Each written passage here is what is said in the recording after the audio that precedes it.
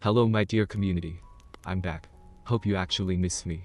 Let's start our story today. My name is Dale Farmer, now 34, but I have always been a geek since high school until now. Somewhere I had grown a spine, and now I can stand up for myself. I took karate to control my frustration and anger. It made me feel more settled within myself. I had always gotten straight A's in chemistry, and as a result, I got a job as a chemist making knockout gas for dentists, as well as making a few specialties for the government every now and again. I have a couple of hobbies that don't have anything to do with work. They help me unplug and take a step back when I need to.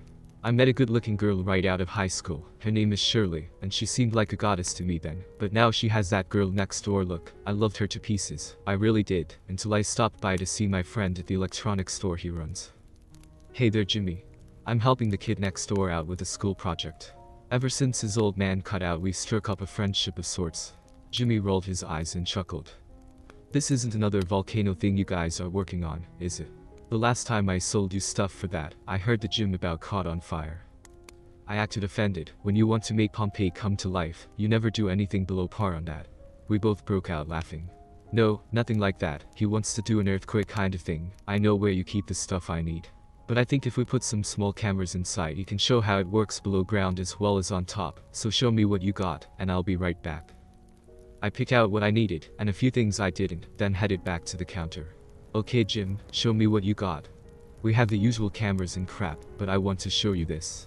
It was like a small cone shape with the wire hanging out on the small end. It was half an inch long in total length.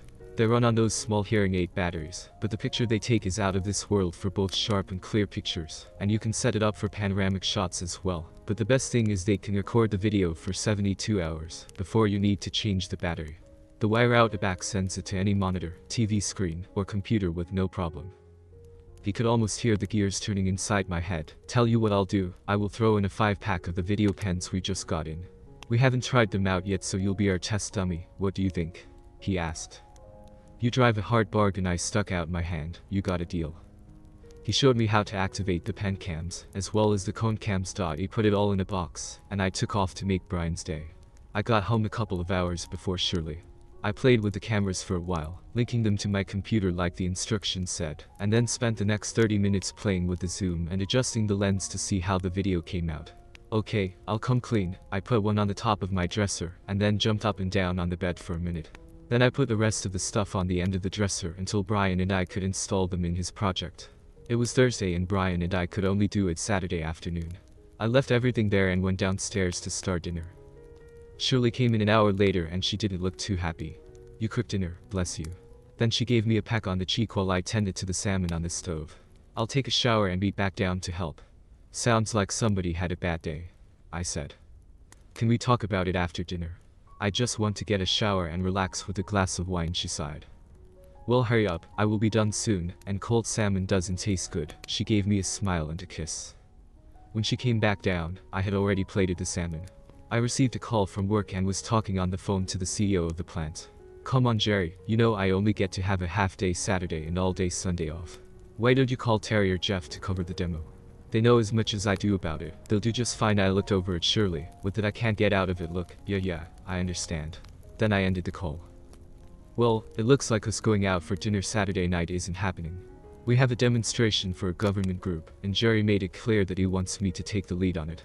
Hell, it's so simple that Ernie the janitor could do it with no problems. He keeps me on call and lets the other guys slide. In the past month he's pulled this crap so often that we've only had one weekend to ourselves. I'm putting out feelers for another job. I know we've known Jerry and Samantha going on 8 years now, but I'm tired of him pulling this sheep all the time. Shirley choked on her drink of wine. You can't do that, honey. Nobody will pay you as much as Jerry does.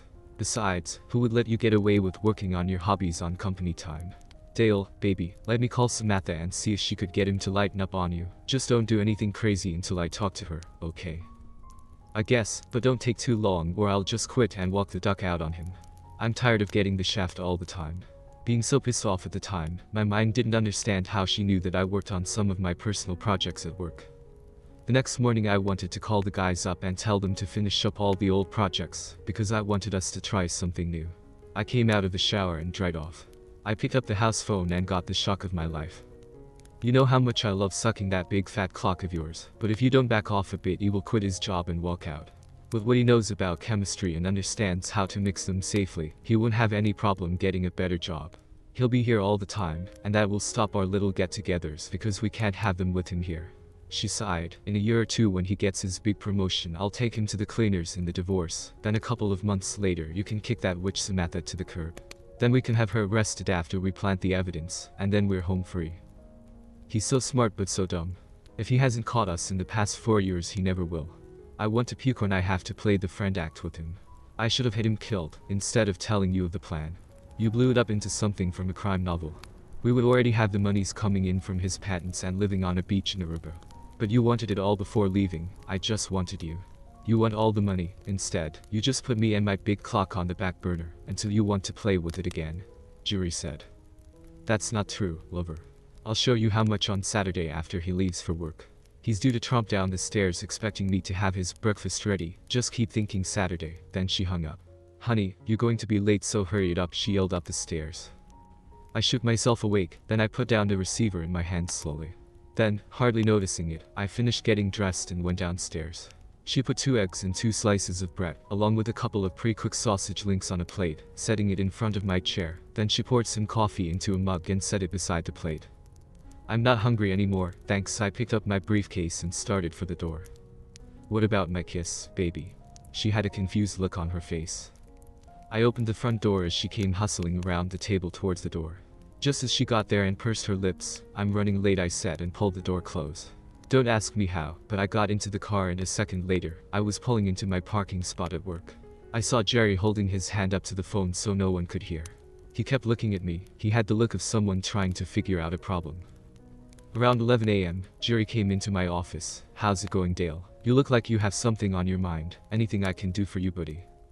I got up from my chair and walked right past him. Then I headed through the door of my office. I'm working. I have to check on a few things. I just left him standing there. I found our processing manager. Hey Reggie, your son-in-law's still up high.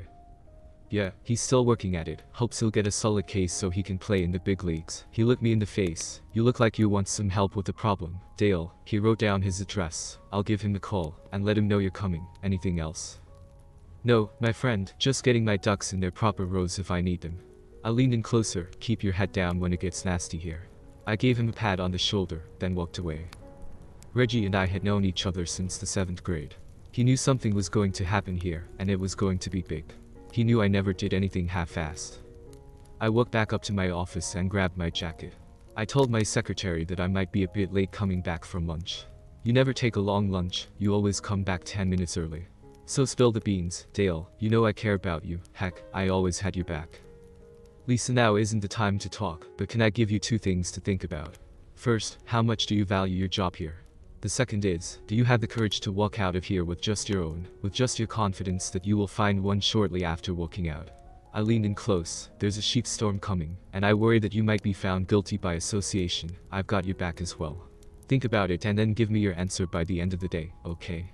I walked out for lunch knowing she was giving me a thoughtful stare. First I drove to the bank and got everything ready to go.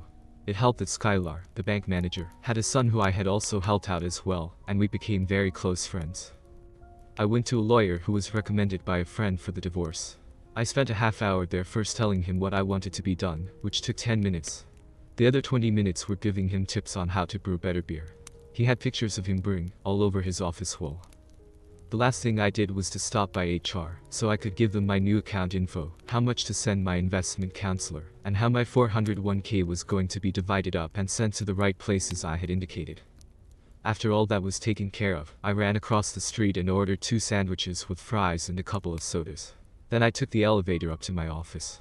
As I walked up to Lisa, 1 ham and cheese with extra mayo and fries. Then I pulled a can of her favorite soda out of my jacket pocket. I would let that settle down a minute before opening it. Then I went into my office and got ready to eat my roast beef sandwich. Jerry came into my office and focused on a handful of paperwork, rattling off what he wanted me to do to fix a screw-up, probably his making, and then he looked up at me. What are you doing? Eating my lunch if you want to know, I mumbled with a mouthful of food. Eating your lunch? He asked. Yes, it's the meal in between breakfast and dinner. I thought everybody had a leg up knowing that. Well, it won't be the last time I was proven wrong. Then I took another bite. I saw Lisa walking toward the doorway of my office, then put her hand over her mouth trying to stifle her laughter, and turned back to her desk. I need you to drive to Eldon. They have a chemical spill, and the board wants our best man on the cleanup crew. You are going to have to leave Friday night and you should be back by early Tuesday evening. They've already set you up with a place to sleep, and keep your receipts for your meals so the company can reimburse you. He spits the bullshit rather well now. Fine by me, but... I stood and grabbed my jacket. Where are you going? You still have to set up the event for the government. I'll ask Fred to do the demo. He started to raise his voice. Then have Fred set it up. I have to get ready to take off. I wrapped up the other half of my sandwich. Don't worry, he'll be fine. You'll be there with him, right? Jerry's eyes narrowed enough that I could tell. Chill out, old man. You should remember enough chemistry from freshman year in high school to do it and make it look good. Remember, if you can't befuddle them with brilliance, then baffle them with bullshit. I gave his back a few slaps like you would give a small child. You got all you need to fertilize their brains. I walked out of the office. I got into my car laughing so hard, I had to fight for breath. It wouldn't have looked good with me rolling in the parking lot doing it. After I pulled out of the lot, I stopped until I could get my laughing under control. After I took a few deep breaths, I pulled the ace out of my sleeve. I pulled up my contacts and found the number I needed, then pressed the call button. Mrs. Adler. My name is Dale Farmer. Remember me? I saved your chiffon dress by getting that chocolate stain out at the Christmas party. Well, yes, Dale, I remember you. I called you Mr. Science the rest of the night.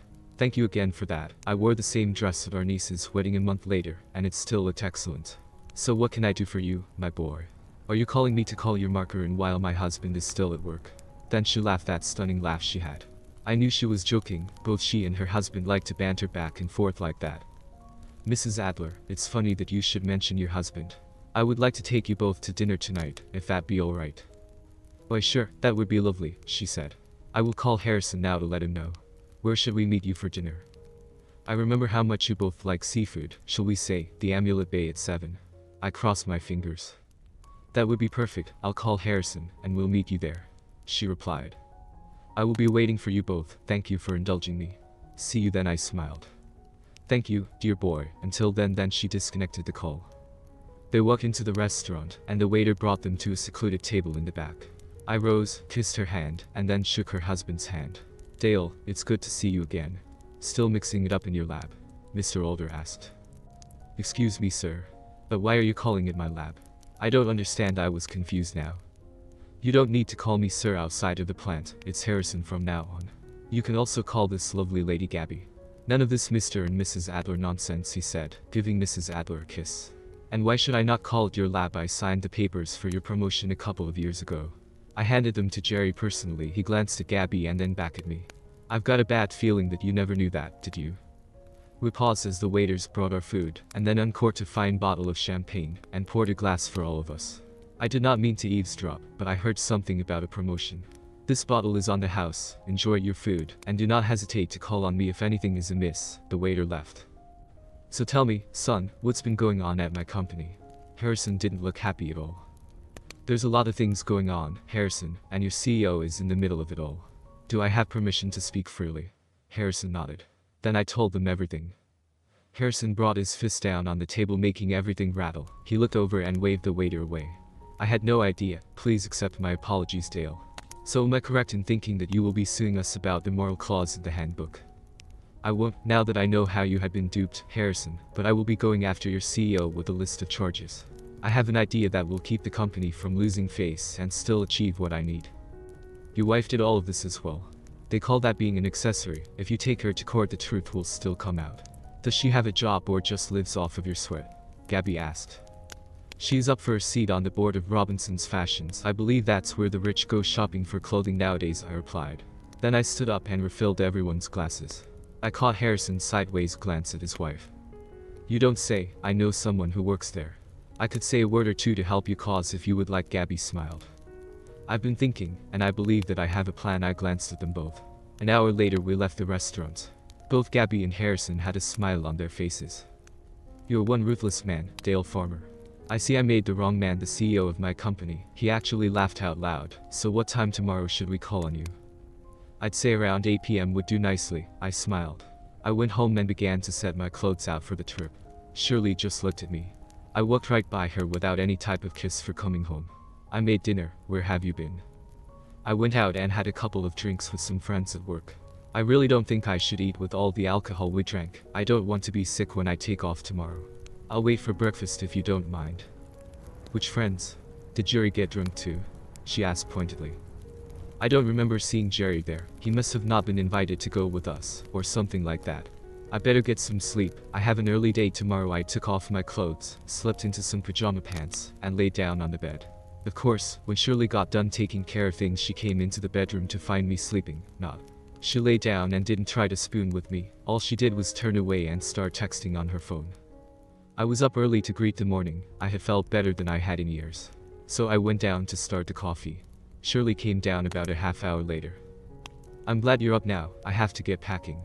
I tried not to grin. I poured some fresh coffee for you. It really looks like you could use some. I told Shirley before heading upstairs to pack. What I really did was put the cameras I had gotten earlier around the bedroom and the guest room. As I came downstairs again, she was focused on her phone, so I was able to finish putting those pen cameras all over the place without her noticing. One for the front door, one for the back door, one covering the living room, and the last two in what she called the parlor. Pretending to look for the small luggage I use for short trips, I went down the stairs to the basement and picked up the suitcase I put down there earlier. I plugged in a new computer, then turned it on and opened all the files needed to access all the cameras, so whatever they caught would stream as well as be sent to a new cloud account I had made. I double-checked everything and then hid the laptop between a hidden gap in the ceiling. I came up the stairs, found it. I said loudly as I passed behind Shirley. He jumped so badly she almost fell off the chair. Her phone went sliding across the floor. It was about 2 p.m. when I got ready to leave. I said goodbye to Shirley and she didn't even move. So I walked over and gave her a kiss on the top of her head and told her, "Bye, see you later," and I'll be damned. There went her phone flying again. I walked out the door, got into my car, and drove off. I went to a sports bar across town, far from anyone who was involved in this.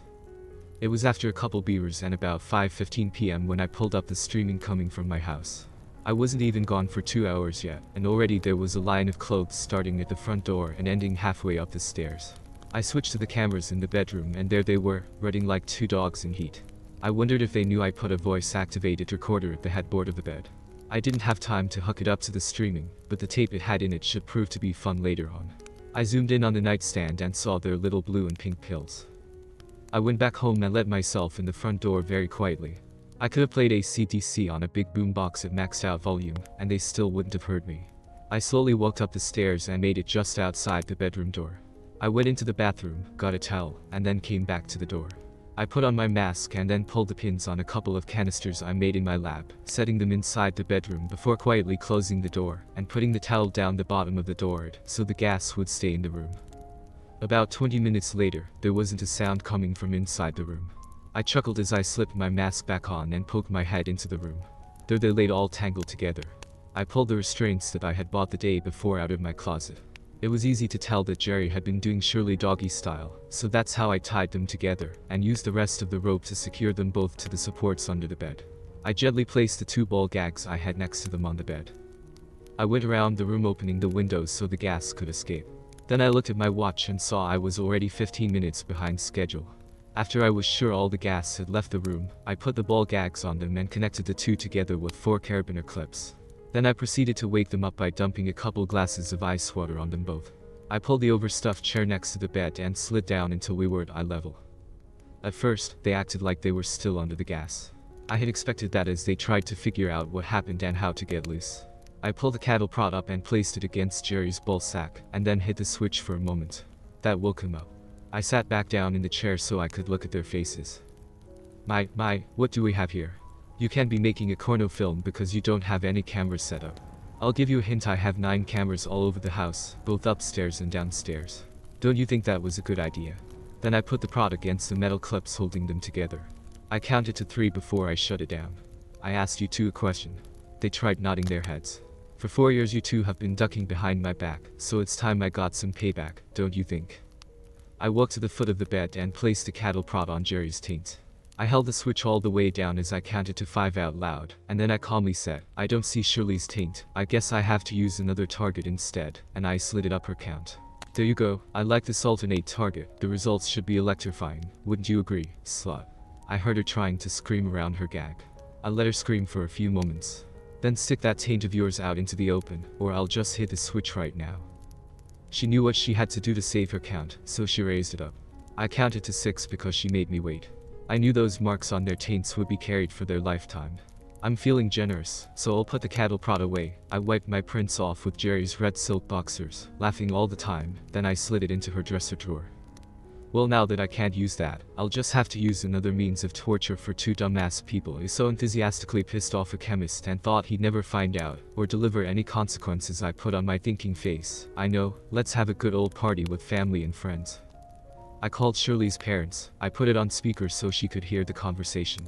Her mother answered, "Hello Dale, how's it going with you two?" "Not good, Mom. Shirley isn't feeling too good, and I have to leave on a business trip. Could you and Dad go over and see how she's doing? She's not answering her phone and I'm worried." "Why sure honey, Dad and I were going to watch some TV, but we'll head over in about 10 minutes, and then we'll call you to let you know how she's getting along, okay?" "That would be great. Thank you Mom, just give me a call." I was grinning my ass off. One down, who should be next? "I've got it." I called a second number. "Samantha, how are you doing darling? Say, could you come over? Jerry's here, but he's not looking so good. Maybe you could help me with him." I smiled and gave Jerry a wink. "Okay Dale, just keep him there until I get there." She sounded concerned. "You don't deserve someone like her, Jerry. She's way too good for the likes of you." Time she found out. "Who should I call next?" I patted Jerry on his head. "Well, Shirley has two coming over, and you only have one. I think it's time to even things up a bit." I hit another number. "Mr. Adler, how are you and your wife doing this evening?" "We're doing fine Dale. What can I do for the head of my chemistry department?" Harrison asked. "Well, I know it's kind of late, but Jerry's over here and Samantha is on her way over. So Shirley and I thought you'd like to come over to the house and have a small cocktail party. Would you like to come over?" I said. "I believe we could do that. It's been so long since the wife and I did anything like that. Count us in. We'll be on our way shortly," he said before hanging up. "Thank you for coming Mr. Alder. We're looking forward to seeing you too soon. Give your wife my best." "Thanks for the invite Dale. We'll be there soon," he replied. I looked Shirley in the eyes. "Isn't this fun, Snickums? All our rowdy friends are coming over tonight." All she could do was lay there with tears running down her face. "It's too late for tears, Count. 4 ducking years too late." Then I acted like I had forgotten something. "I know, I'm the only one without a date to this prom. We have to change that, don't we?" I hit the last number I was going to call for the party. "Hello.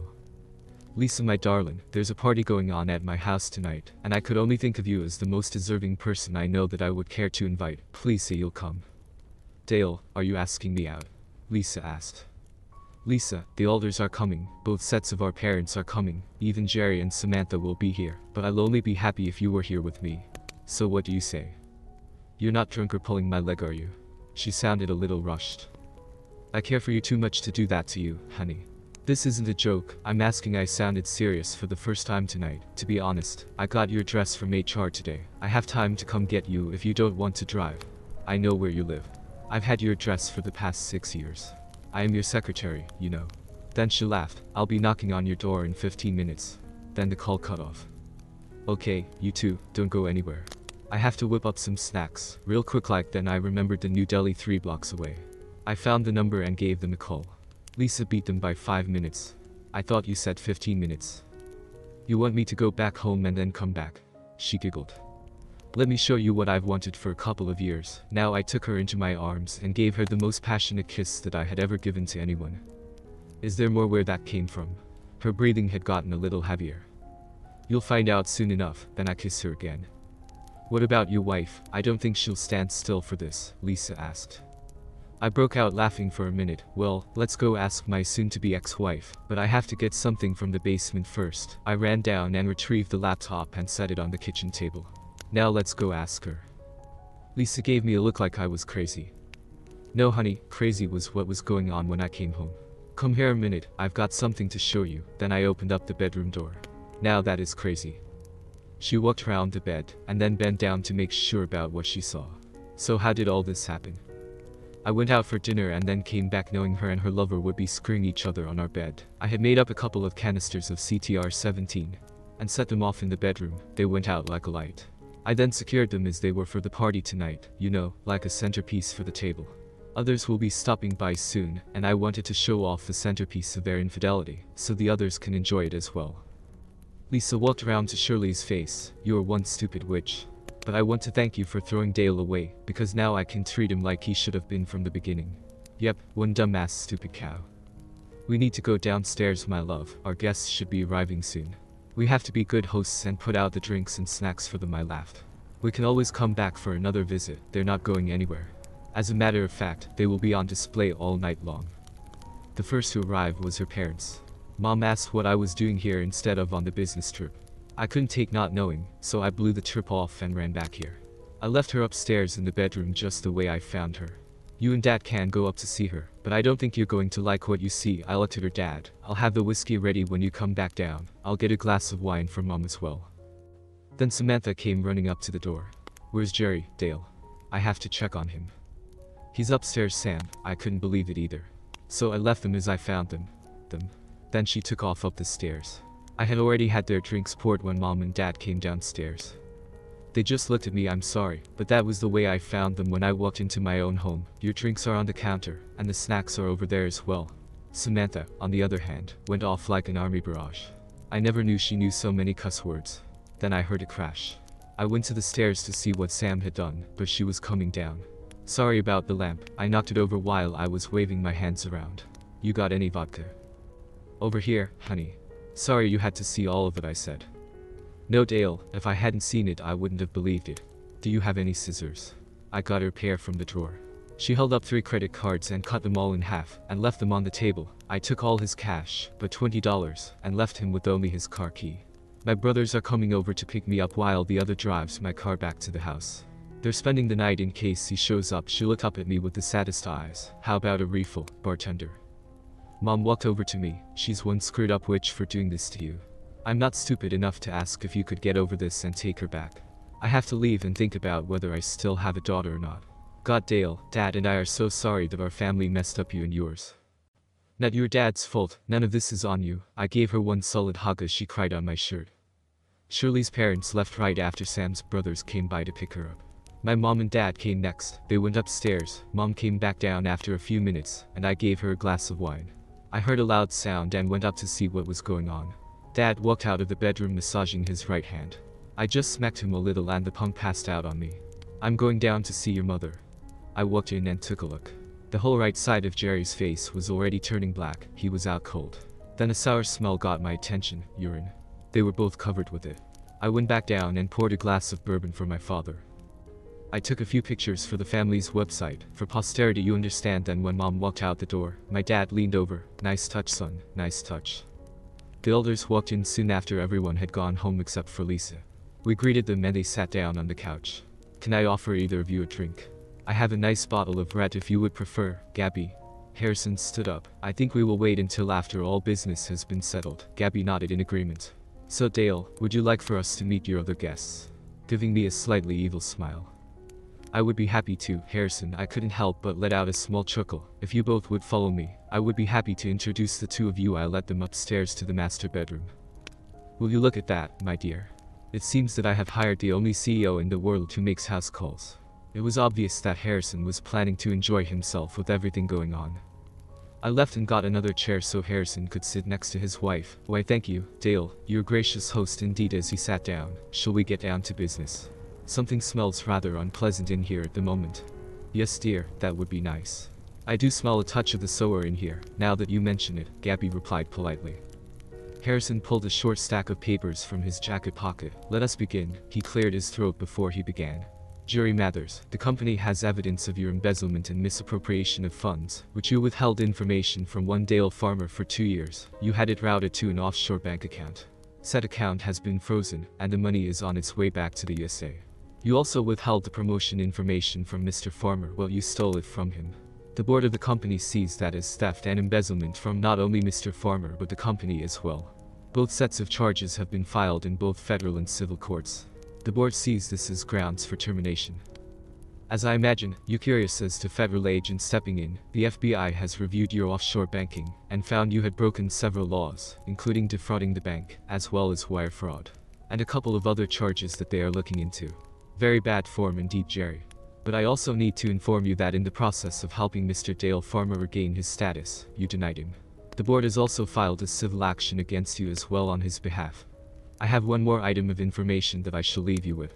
The so-called golden parachute has been withdrawn by the board and is to be given to a sorry I had the paper right here. Ah, here it is. It will be given to your replacement, Mr. Dale Farmer. The board and I are very disappointed in you and your management skills, so don't look for a letter of recommendation. There is a final piece of business we need to attend to. He waved his hand to his wife. Gabby, the floor is yours. I turned my head to look at Gabby, confused. All I got in return was a very sexy and sly wink. I believe we have talked Jerry's ears off. So I will turn my attention to your soon-to-be ex-wife, Dale. Then she turned her head to look at Shirley. I know you don't know me, so let me introduce myself. My name is Abigail Alders. Does the name ring any bells? Are you sure that you are soon to be sitting on the board of Robinson's Fashion? All Shirley could do was shake her head a little, but enough so she could answer any yes/no questions. Gabby let out a large sigh. In the business world, I am referred to as the owner of Robinson's Fashions. Is it clear enough now? I thought Shirley's eyes were going to fall out of her head. Even I had no idea. After hearing of your trysts with Jerry here, I had my people look through every dealings you had with my company. They're a very thorough group of people, that's why I hired them. I'll bet you thought you were being sly, didn't you? It did take a while, but they found your 0.25% that you'd set up to make it look like an ordinary tax, and attached it to every purchase, after you were made manager of your first department with my company so very long ago. My people have found 2 overseas accounts, one in your maiden name, and one in your twin sister's name who died 19 years ago. But you made 2 fatal mistakes. You see, I started Robinson's Fashions on my own. I wouldn't even accept any money from my husband or anyone else. I wanted to prove to myself that I could. I know it's a foreign concept to you, but I made it and I protected viciously. So I know you'll understand when I tell you that because the courts are open today. I've had my lawyers work with federal officers to make you a thief on the run and a potential flight risk to another country. It was just a bonus for me when the federal agents added the charge of fleeing from federal officers, because you are now a criminal on the run from both federal and local law enforcement officers. As for your second mistake, Gabby snatched Shirley's head as close as possible to her own. Her face was so twisted and red that she looked like a demon from hell itself. Even her voice changed. You ducked with what's mine, you stupid ducking witch. Then she straightened up and smoothed out her dress, and pushed her hair off of her face. When she turned around to her husband and me, she was again the Gabby everybody knows and loves. If it's all the same to you, Dale, I believe I would like that drink now, and walked past us on the way downstairs. I turned to Harrison, raised my finger pointing the way down the hall, and started to open my mouth. Harrison held up both hands and shook his head as he followed Gabby downstairs without saying anything about it. We got downstairs. What is everyone drinking? I asked. I'll have a bourbon. I believe Harrison wants the same, Gabby said. Harrison just shook his head in agreement. Lisa and I both had a double whiskey. We tried to keep a certain distance from Gabby. Oh. Come on everyone, I'm sorry my dark side slipped out, but the amount of money we're talking about was close to $2 million. I take that rather personally. What we need to do is figure out how we're going to handle this storm, Harrison said. We have to be careful to not come out of this covered in the same sheep as those 2 upstairs. Don't worry, I said. I'll play the scapegoat for all of this. Lisa walked over to me. I'm not about to let you stand alone, Dale. You might as well face it, we're a couple now. If you're so blind that you can't see that, I'll take you out back and beat you until you do. Gabby looked at her husband and nodded. You're probably going to come out of all this covered in sheep, you know that, right? Harrison said as I shook his hand. Then as I gave Gabby a hug, she pulled me in tight. You better not lose her, Dale, she whispered, as she stepped over to Harrison standing by the door. She told us to call them if we ever needed anything. We nodded. Everyone was still looking worried. Look, my friends, I got this. Hell, I even have a half-assed plan in my head already, so don't look so down, okay? I smiled at them all. Gabby and Harrison smiled and said their farewells. Then I turned to Lisa. Can you drive? She looked at me strangely, then nodded her head. Great. I need you to go to the store and buy me a burner phone. Make sure you cover your face, so no one can tell what you look like, okay? What have you got up your sleeve, lover? Lisa smiled. Get a move on, please. After I do what I have to do, I'm spending the night at your place. Is that alright with you? My mind was running a mile a minute. I had barely finished talking when Lisa said quickly, going to the store, and then she was out the door and down the street. I stood still for a minute, making sure I was ready to do what needed to be done. I went upstairs and walked into the bedroom. I went into the closet and found the heavy suitcases we use when traveling. I called it the Timex collection, you know, takes a licking and keeps on ticking. I swung it up in a high arch, brought it down on top of the 2 of them, rather hard I might add. I lifted it up. Could you hold this for a minute? And then dropped it back down on them. I packed some clothes and a few toiletries, then took a pair of khaki lightweight pants and a pullover shirt, crumpled them up, and tossed them in as well. Then I dragged the suitcase off of them and set it down on the floor.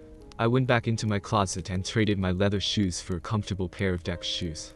Damn, I need some underwear and a couple of t-shirts. I took the suitcase back over to the bed again, then I swung it up and back on top of them again. Look, just hold this for a minute. I forgot underwear and a few t-shirts. I dropped it back down on them, and loaded what I needed. I lifted it back up and slapped Shirley's head to get her attention. Hey, did you do a load of whites? I can't find my socks. I was rather enjoying this, I must say. Sheep, that's right. I rearranged my dresser drawers and put them in the second down, dropped the suitcase again. When I had everything packed, I slammed the suitcase lid down. Then I remembered how much pain they caused me. I got up on the bed and then sat down on the suitcase to close it up, bouncing up and down once or twice. Then I dragged it off them and noticed some nice new bruises were starting to show. Okay, it looks like I have everything I need packed up. I reached down and pinched Shirley's cheek like Grandma used to do. Alright, you two play nice, and if you've been good, I'll bring you both back some new orange jumpsuits. You love them so much that that's all you will want to wear all the time. I got downstairs and made myself a drink. Lisa returned a few minutes later. I asked her, "Are you ready?" "It's just about showtime." Lisa just nodded her head. I activated the new phone, putting all the evidence back in the bag. Then I called every news channel and newspaper in town, letting them know there was a federal fugitive who was being arrested at 6724 Downey St. They were holed up in a private residence at that address. Then I called the local FBI office and police on my phone and told them that the two fugitives they were looking for were in my house and that I came home to find them in the bedroom. I tried to do something, but the man attacked me suddenly and forced me out of the door and locked it. I told them my keys were inside because when I get home I always put them in the dish by the door.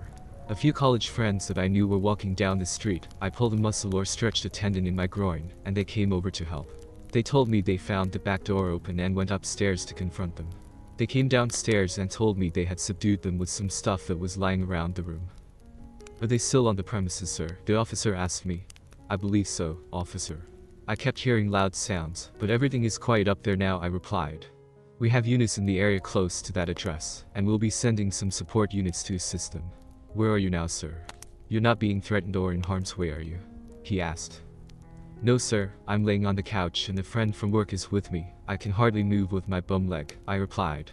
I lay down on the couch, then had Lisa grab the baseball bat in the closet, and then we sat down and waited to see who would get there first. They came in this order: the police, then the news crews, leaving the feds for last. Which we thought was funny as the federal offices were the closest of them all. "So you are Mr. Dale Farmer, and you are, ma'am?" He dropped into a chair. "My name is Lisa Boyd. I came over to see how he was doing after his trip. I arrived to see a man push him down onto the concrete porch, then pick him up and force him out into the front yard. When I got to him, he could barely walk." "I see," said the officer. Then he looked at me. "You told the desk sergeant some college friends came by to help you." "Sometimes I help students out with their class projects, like my neighbor's child," I told the officer. "Okay, can you give me their names?" the officer asked as he wrote down some notes. "I'm afraid I can't. You see, they told me to keep their names out of this as they're getting ready to graduate. 2 are going for their masters, while the other 4 already have jobs lined up, and they don't want anything to jeopardize their future." I told them I would respect their wishes. Sorry, I adjusted myself a little on the couch and acted out a nice wince and moaned, "Lisa, could you go to the bathroom, and in the cabinet are some Advil. Would you get me a couple, please?" Lisa went upstairs and she had to have an officer accompany her. "I'll just take the bottle downstairs so I won't have to bother all of you again. Would that be alright?" she asked the officer. He just nodded and followed her back to the stairs. She came back down, walked over to the couch, put 2 pills in my hand, and then went into the kitchen for a glass of water. Just as she sat down, 3 officers came in with bolt cutters and went up the stairs. It was an hour later that 2 ambulances arrived to pick them up. Apparently, they had been in one position for so long that even trying to straighten any of their limbs out caused them great pain. I loved it when the EMTs had to roll them out before the large crowd that had gathered outside of my house. The lights for the camera crews and the flashes from the reporters were going non-stop as they wheeled them out, and then tried to find the best way to get them into the ambulances. The detective told me that I would have to sleep somewhere else that evening as the house had been declared a crime scene. Lisa spoke right up. "He can stay in the guest room at my house, so you can reach him there when you're all done here." She gave the officer her address and home phone number, in case they had to ask us anything else, or when I could come back to the house. The officer agreed and then helped her to stand me up. I went out onto the porch where I gave a small press conference, answering all the questions they asked me. Near the end, I noticed the man in charge of the FBI had come out of the house. I called him over and made a show to express my gratitude for all officers who came to help. With our cameras running and all the recording devices nearby, I asked him one final question. Agent Copeland, with everything that has happened, her being my wife and him being my boss, plus they were subdued in my home, and I was the one who called all the law enforcement officers represented here. Do I still get the $10,000 reward offered on the TV news that said you were offering for their capture? Harrison waited a week before announcing my promotion to make it look good. Both Shirley and Jerry were served divorce papers while awaiting their trials. There wasn't any problem with them going through. I had asked to speak to her one final time, but she told the guards a firm no. When they told her I was there. A year later, my wife Lisa and I welcomed our son, Dale Harrison Farmer, into the world. I sent a picture of all of us to Shirley. They told me she went into fits of anger, and then attacked the guard who gave it to her. While she was in solitary, she burned both my letter as well as the picture. P.S. I did get the reward, so I took the family on a little vacation. Let me know your thoughts on this story. And see you later soon. To all the guys who worried about me, I feel better. We'll tell you later more on community post. Thank you all for your support. Cheers.